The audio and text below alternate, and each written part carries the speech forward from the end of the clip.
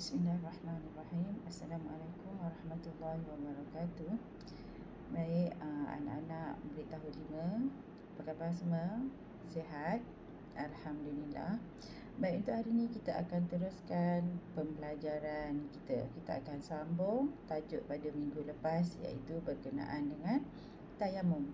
Baik, hari ini kita akan tengok apakah sebab-sebab yang mengharuskan tayamum.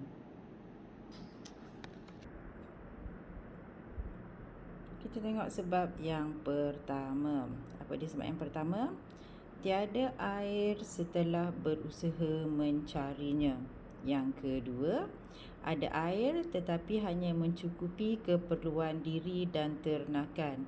Yang ketiga, jarak tempat ada air terlalu jauh. Yang keempat, terhalang daripada menggunakan air disebabkan sakit atau ada musuh berdekatan tempat air. Yang kelima, cuaca terlalu sejuk sehingga memudaratkan. Baik, apa perkara yang menyebabkan kita boleh tayamum? Sebab-sebab yang mengharuskan tayamum tu maksudnya perkara yang menyebabkan kita boleh bertayamum. Okey, sebelum tu baik kita tengok buku teks muka surat 104. Okey, tengok muka surat 104. Baik, yang pertama tadi kita dah baca. Sebab yang pertama kenapa kita boleh tayamum adalah kerana tiada air. Okey, tapi sebelum kita nak bagi alasan tiada air, kita kena berusaha dulu mencarinya. Kita kena cari dulu kat mana, kena cari dulu dekat sekeliling kawasan kita kalau ada air. Tapi kalau memang dah confirm betul memang tak ada air, contoh pada musim kemarau, musim panas, lepas tu memang rumah kita pula air paip ada sekatan, tak ada air, jadi kita dah cari dulu memang tak ada. Jadi bila dah tak ada, maka kita boleh bertayamum. Okey, baik. Yang kedua, kenapa lagi kita boleh tayamum? Ada air. Ada air. Tadi kata tak ada air kan? Tapi yang kedua ni ada air. Ada air tetapi air tu sikit sahaja, tak banyak. Air tu hanya cukup untuk kegunaan kita. Kita nak buat apa air? Kita nak guna buat makan, nak masak kena pakai air kan? Nak masak nasi kena pakai air, nak masak lauk, nak buat kari, nak buat sup kena pakai air. Kemudian nak minum pun kena guna air. Jadi cukup untuk keperluan kita. Jadi kita dan ternakan, kalau kita ada bela haiwan ternakan, contohnya kita ada bela lembu ke, kambing ke, so haiwan-haiwan yang kita pelihara ni pun dia nak minum juga kan. Jadi air tu maksudnya kita share untuk kita dengan haiwan yang kita pelihara. Jadi cukup-cukup untuk kegunaan kita, jadi tak perlu berwuduk. Jadi kita boleh gantikan dengan tayamum.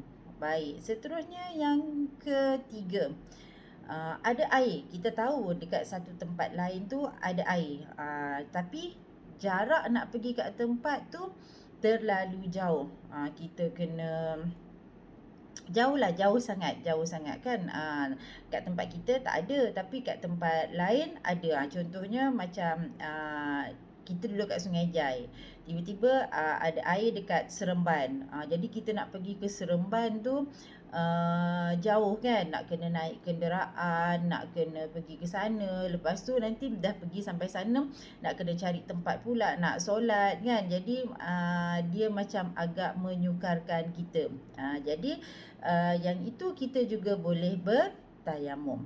Okey, kemudian yang keempat, kenapa lagi kita boleh tayamum adalah kerana terhalang daripada menggunakan air disebabkan sakit atau ada musuh berdekatan tempat air. Ni kalau kita sakit. Apa contoh sakit yang boleh kita tayamum?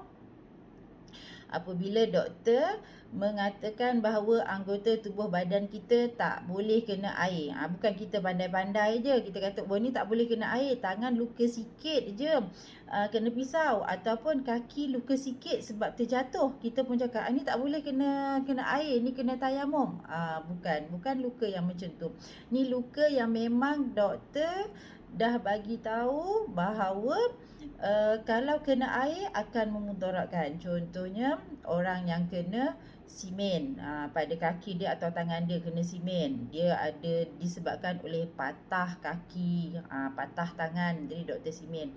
Ataupun kecederaan yang teruk disebabkan oleh terbakar, contohnya anggota tubuh badannya terbakar, jadi tak boleh kena air. Jadi kalau memang doktor dah bagi tahu tak boleh kena air, jadi orang yang sakit ni boleh bertayamum. Okey, ataupun ada air tapi kita tak boleh nak ambil sebab apa? Ada musuh. Dekat tempat air tu ada musuh. Contoh kita menggunakan air sungai. Selama ni kita memang pakai air sungai, tapi tiba-tiba dekat sungai tu ada buaya. Tempat yang kita selalu ambil tu, buaya duk tunggu kat depan tu. Buaya tu musuh kita kan. Buaya tu bahaya pada kita. Jadi kita tak boleh nak ambil air tu sebab kita tahu kalau kita pergi kita akan kena serang dengan buaya, ataupun ada harimau ke, ataupun ketika berperang. Ketika berperang ada air di telaga, di kolam. Tapi telaga atau kolam tu musuh yang jaga. Jadi kita tak boleh nak dapatkan air daripada situ. Jadi itu pun kita boleh bertayamum. Okey, baik. Seterusnya yang kelima, apa lagi yang membolehkan kita bertayamum adalah cuaca yang terlalu sejuk sehingga memudaratkan. So kalau kita kena air, mungkin kita boleh sakit. Ni kalau kita alhamdulillah tinggal di Malaysia, cuaca kita panas dan lembap sepanjang tahun. Kita tak ada mengalami cuaca yang terlalu sejuk. Jadi sebenarnya tak ada masalah lah. Biasanya ini yang berlaku pada negara yang mengalami 4 musim yang ada salji. Pada waktu musim salji cuaca sangat sejuk. Jadi pada waktu ini mereka dibenarkan untuk bertayamum. Okey, baik. Kita tengok tajuk seterusnya. Tadi sebab-sebab yang mengharuskan tayamum.